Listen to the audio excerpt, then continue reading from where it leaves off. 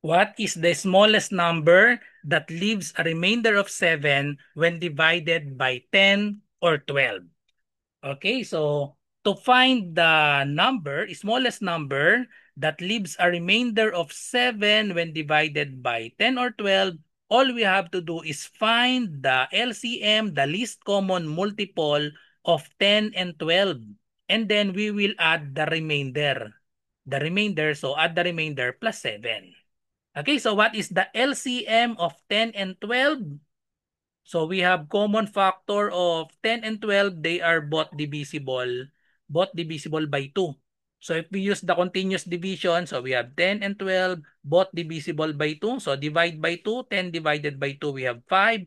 12 divided by 2, that is equal to 6. And then the LCM, just multiply this. 2 times 5 is 10, times 6, that is equal to 60. So therefore, the LCM is equal to 60, and then add the remainder. 60 plus 7 equals 67.